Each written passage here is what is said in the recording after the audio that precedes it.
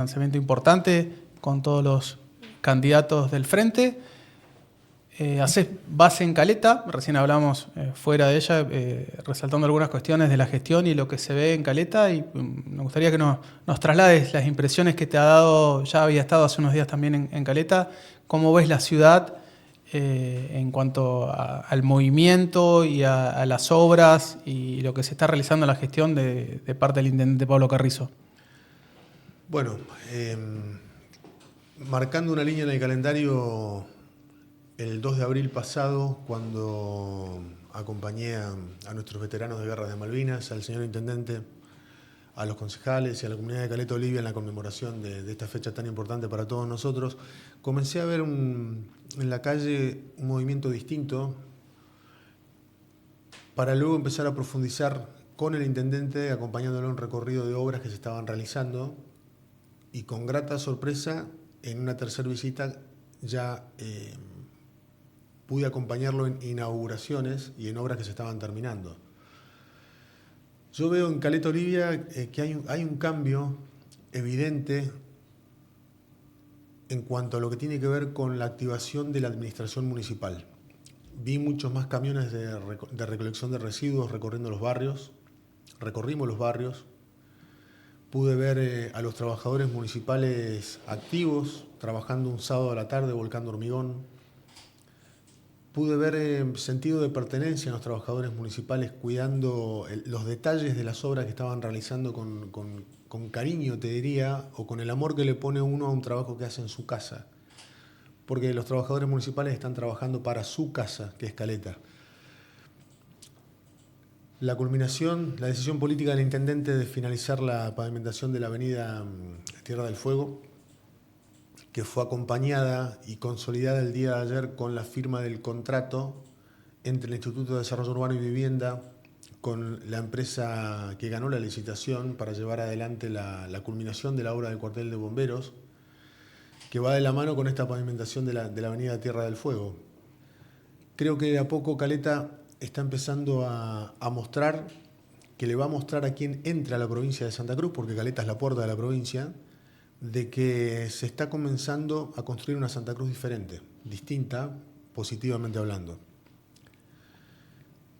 Hoy realizamos un recorrido de la obra del gimnasio polideportivo del Sindicato de Petroleros Privados de la provincia de Santa Cruz y de Energías Renovables. Una obra que va a ser la más importante de la zona sur de la Patagonia Argentina, sin lugar a dudas, y no me quedo chico con lo que estoy diciendo si digo de que va a ser el orgullo de toda la provincia de Santa Cruz. Una obra que se realiza sobre 5.900 metros cuadrados de construcción. Hoy teníamos más de 50.000 bloques colocados por manos de trabajadores santacruceños. Una obra que cuando esté finalizada va a albergar a 10.000 personas de pie, 3.500 personas cómodamente ubicadas en butacas y de pie 10.000 personas. Un lugar que va a estar preparado para recibir eventos internacionales, con una vista inmejorable a toda la ciudad y a la costa de Caleta Olivia. Ver que un sindicato realice una obra de esta envergadura, de esta importancia arquitectónica y social, y que abra las puertas a la comunidad, habla de una sociedad distinta, de una sociedad mejor. No es un sindicato endogámico que se encierra y permite que solamente utilicen estas instalaciones sus afiliados o sus familiares. Está abierta a la comunidad. Esto habla muy bien de una conducción sindical y de un sentido de pertenencia. Lo que más emocionó en esta visita de obra que hicimos hoy, en horas de la mañana, casi llegando al mediodía, fue ver que hay 80 trabajadores de la construcción, que son 80 familias detrás de estos trabajadores, que son quienes están levantando bloque a bloque, columna tras columna, el movimiento de suelo, el movimiento de camiones, el movimiento de hormigón. Bueno, todo esto realizado por trabajadores, en un contexto nacional en donde la obra pública se paralizó por decisión del gobierno nacional. Santa Cruz es una de las pocas provincias que reactivó su obra pública. Aquí hoy lo vimos a través de la mano de un sindicato, y en la provincia lo vemos a partir de la decisión política del gobernador Claudio Vidal, que reactiva la obra pública en todas las localidades de la provincia de Santa Cruz. barrios, casas, redes de gas, redes de luz, culminación de obras que estaban por la mitad, como fue el cuartel de bomberos, lo mismo ha pasado en Puerto Deseado, en Pico Truncado, obras nuevas. Ya desde hace un par de semanas se están empezando a ver los llamados a licitación que salen publicadas en el Boletín Oficial de la Provincia de Santa Cruz. Todas las semanas se ven nuevos llamados a licitación y esto nos posiciona en un lugar superlativo a nivel país, porque repito, estamos hablando de la reactivación de la obra pública en Santa Cruz. En otras provincias, lamentablemente, esto está acarreando una serie de problemas sin solución a la vista.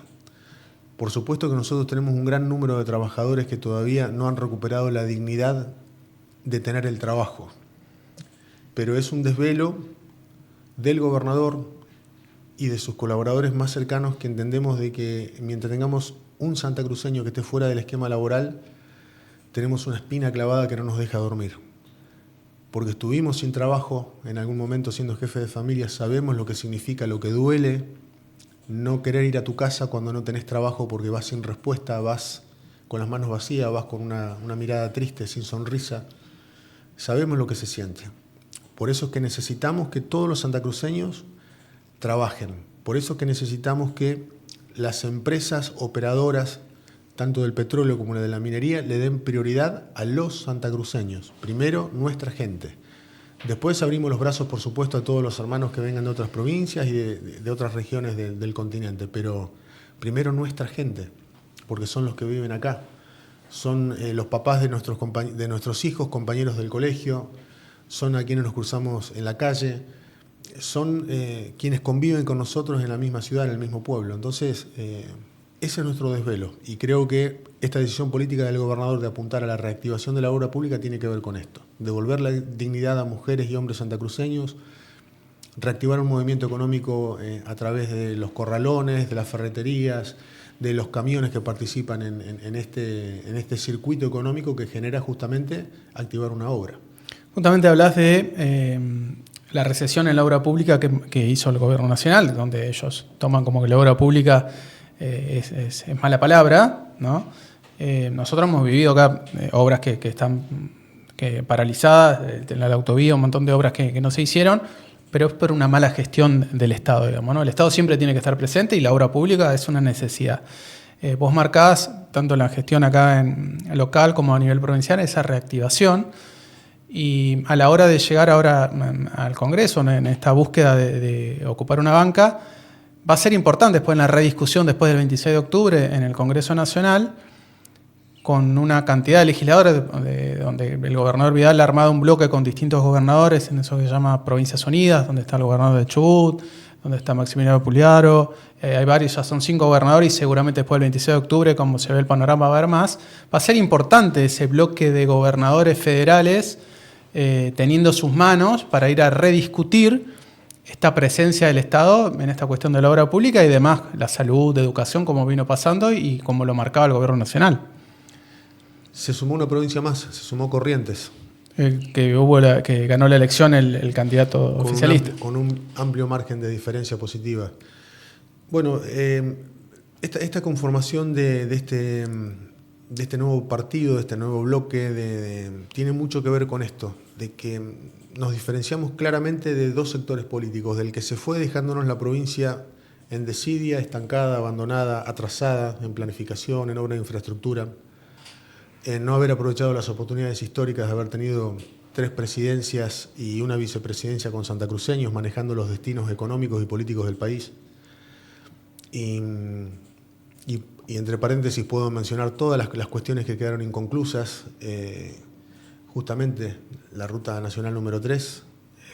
Acá los caletenses sufren diariamente cada vez que tienen que viajar a Comodoro para utilizar el aeropuerto o por cuestiones personales. ¿Cómo quedó esa ruta después de 16 años? No se culminó el astillero del puerto de Caleta Paula después de 16 años. No se hizo y no se terminó la circunvalación. En Puerto Deseado fuimos tapa de los diarios y las pantallas de los noticieros nacionales de la ruta que terminaba en la nada misma. Gobernador Gregores tenía un aeropuerto que era modelo en la década del 70 y del 80. Hoy vas y solamente hay ruinas. Es una tristeza ver cómo la infraestructura aeronáutica y aeroportuaria quedó desatendida. Los Antiguos no tiene quirófano en el hospital.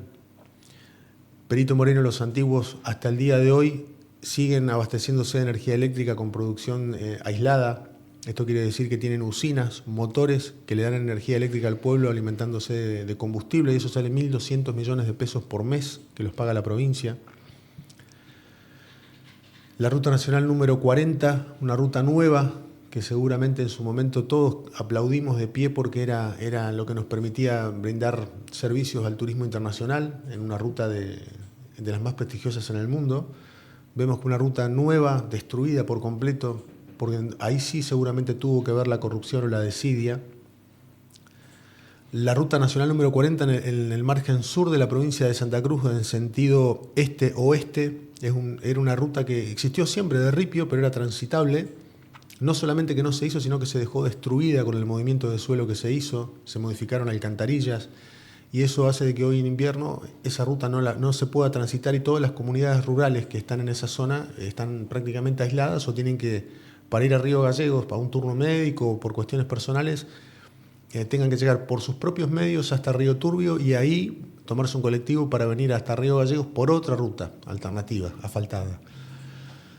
Y así podríamos seguir nombrando cosas, que la verdad yo sé que la gente por ahí no las conoce en detalle, pero sabe lo que estamos hablando y le aburre que le sigan diciendo que los gobiernos anteriores dejaron la provincia destruida. Bueno, los tenemos que mencionar, pero rápidamente dar vuelta a la página y decir que tampoco nos parecemos al modelo nacional que elige bajar la inflación a costa de dejar jefas y jefes de familia sin trabajo y sin pensar dónde los va a instalar, dónde les va a dar otro trabajo si la intención es ordenar el Estado.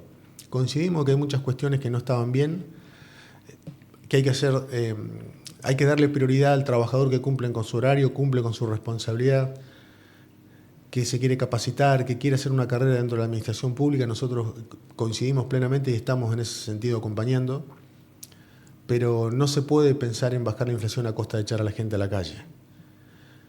La conformación de este bloque de gobernadores tiene que ver con esto, con generar productividad, con priorizar el respeto institucional, porque el destrato que están sufriendo muchos gobernadores por parte del gobierno nacional es manifiesto y es ingrato. Se exige que haya mayor equidad en el reparto de los recursos federales, que se revean y se vuelvan a aplicar los fondos para las provincias. Hay que acordarse y hay que decir en negrita de que el primer fondo que se les quitó a las provincias fueron los fondos para la educación. Y esta provincia con mucho esfuerzo está cumpliendo con los sueldos y los aguinaldos para todos los trabajadores estatales, con recursos propios. Ya no llega más ayuda económica del gobierno nacional para gastos corrientes, se terminó. Los gobiernos anteriores de la provincia marcaban el 0,11 y llegaban fondos del gobierno nacional para pagar sueldos, para pagar aguinaldos, para cuestiones que a veces consideraban que tenían que pedir dinero y se recibía y no se rendía. Bueno, desde el 10 de diciembre de 2023 para adelante, el gobierno de Santa Cruz está haciendo funcionar el Estado con recursos propios y con muchísimo esfuerzo. Hoy se están pagando los sueldos con mucho esfuerzo, con descubiertos en el banco. Y esta es una situación que la gente tiene que conocerla, porque entiendo que todos tenemos la posibilidad de mirar los noticieros nacionales y vemos qué es lo que está pasando en el resto del país.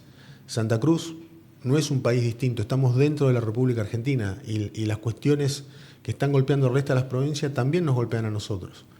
Pero hoy estamos relativamente con un Estado funcionando, con muchas cuestiones para resolver, seguro, en la salud, en la educación, en infraestructura, en muchas cuestiones, pero nos están viendo trabajar todos los días, eso es algo que no puede negar nadie.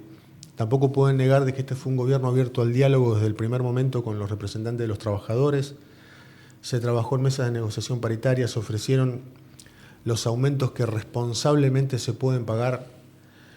Los aumentos están sobre la línea de inflación, en el caso de algún sector en particular con cláusula gatillo que el mismo sector de representantes de trabajadores pidió y hasta un porcentaje de recupero.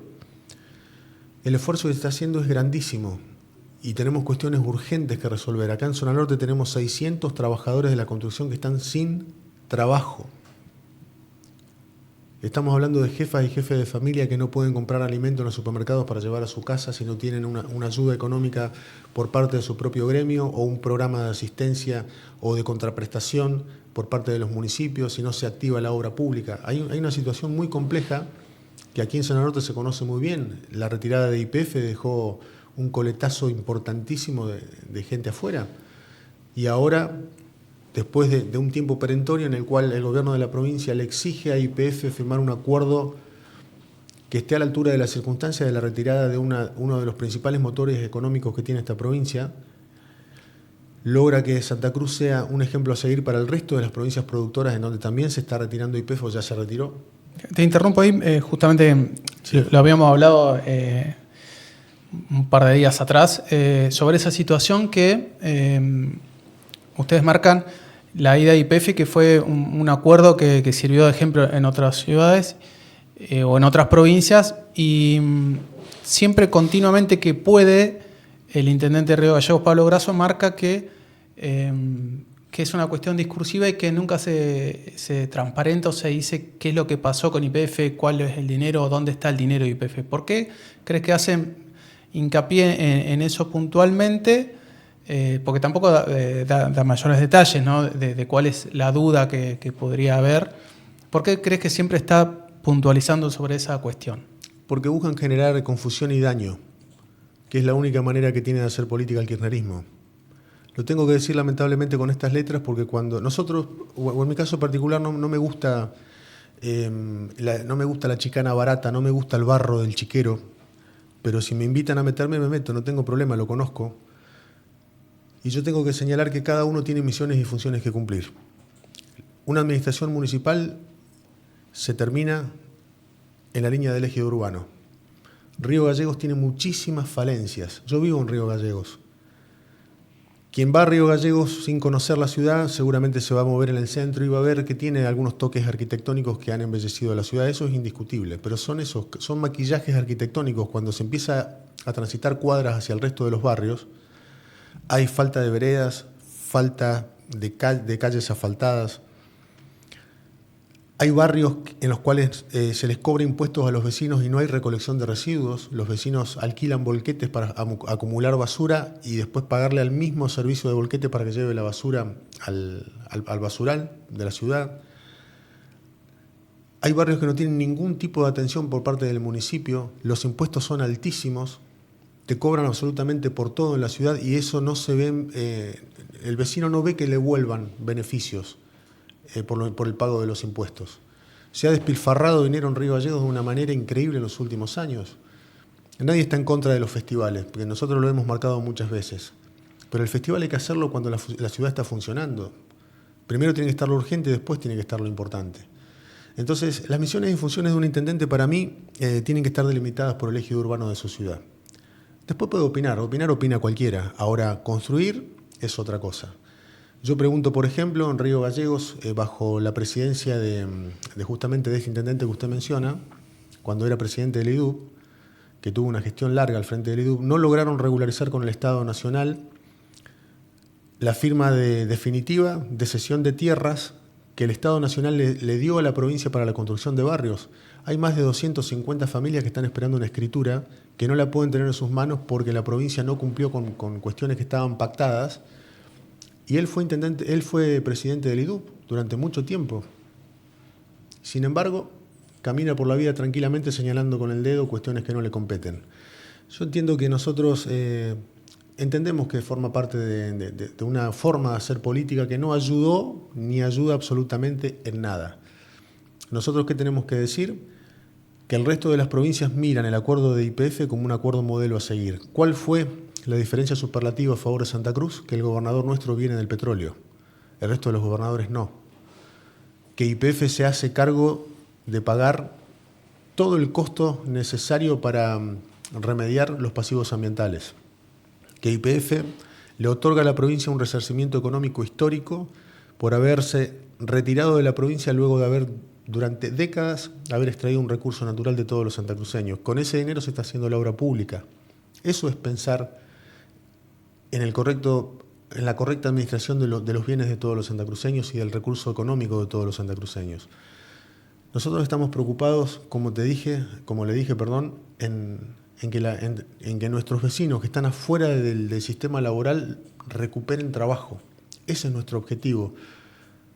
Vivir en una sociedad en la que las cosas funcionen, en una sociedad en paz, en una sociedad en donde se vuelva a recuperar el valor de la palabra, en generar credibilidad para los inversores que quieren venir esta vez a Santa Cruz, porque nos lo dicen. Antes no querían venir a Santa Cruz porque había corrupción. Esto es claro. Esto es un secreto viva voz en todo el mundo. Hay muchos inversionistas que no venían a Santa Cruz por la corrupción existente.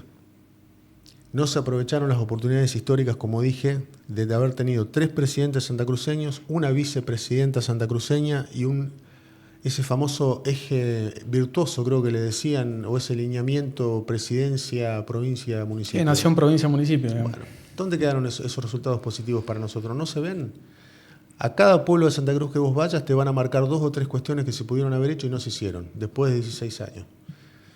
La ruta que se iba a hacer desde San Julián a Gregores, la línea de conexión eléctrica desde San Julián hasta Gobernador Gregores, lo mismo, nada se hizo. Entonces, yo a veces pienso que deberían de reflexionar, sentarse a trabajar en un cuarto cerrado, pensar proyectos para presentarle a la sociedad, comenzar a mostrar resultados concretos y después salir a hablar. Porque critica cualquiera. Hace unos días estuvo el jefe de ministros de Nación, Francos, en el Congreso. Se le consultó acerca de las represas de acá de Santa Cruz y él manifestaba que entre septiembre y octubre se iban a reactivar. Recién hablabas, te voy a tutear. Sí, por supuesto. Hablabas de la necesidad que se reactive el trabajo a la gente de la construcción en la UACRA. ¿El gobierno provincial tiene certeza de que lo que dijo Francos va a ser así, que entre septiembre y octubre se va a reactivar esa obra? Sí, primero hay que dejar en claro que la provincia no tiene injerencia en la obra de represas, es una obra que depende del Estado Nacional y en cierta manera también del gobierno de la República Popular China. Esta obra la lleva adelante una UTE, una Unión Transitoria de Empresas, en las cuales hay 2 empresas argentinas y una empresa china. Una empresa china de superlativa importancia a nivel mundial en construcción y sobre todo en construcción de represas, por el expertise que tienen. Pero acá estábamos hablando a partir de la asunción del presidente de la Nación en cuestiones geopolíticas.